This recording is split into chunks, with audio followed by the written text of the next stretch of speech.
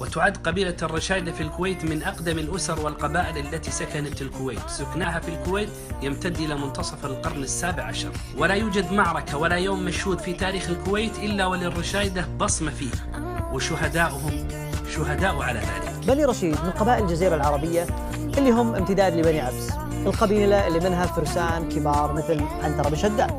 انضوي بني عبس وفروع من غطفان.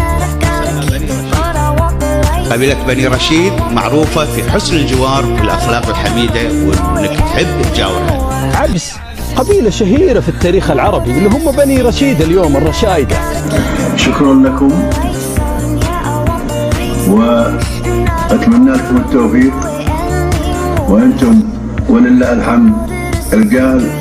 وقبائل بني رشيد العزيزة عامة، إنه ليس بمستغرب على هذه القبيلة الكريمة المعطاءة الأصيلة، فقد برز منهم في سالف الوقت فرسان بالوغى، حماة كماة باللقاء منذ الجاهلية، ويكفيهم فخرا أن منهم أمين سر رسول الله صلى الله عليه وسلم حذيفة بن اليمان العبسي، ومنهم قديما فارس الهيجاء عنترة بن شداد العبسي الذي علقت قصائده على ستار الكعبة المشرفة. وقد ورد بالأثر عن النبي صلى الله عليه وسلم قال: لو أدركته لأفتحن به قطرا من الأرض.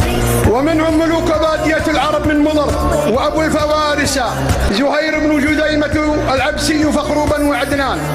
وقد قال فارس العرب عمرو بن معد يكرب الزبيدي: والله لا يردن بالضعينة على مياه العرب وعدودها، لا أخشى أحدا سوى عنترة بن شداد العبسي والعباس بن مرداس السلمي. هم بحق جمرة العرب الذين جابوا خلال الديار واقتحموا مناهل الجزيرة وهابتهم العرب، وبحق وبصدق يحق للرشيد أن يفتخر بذلك.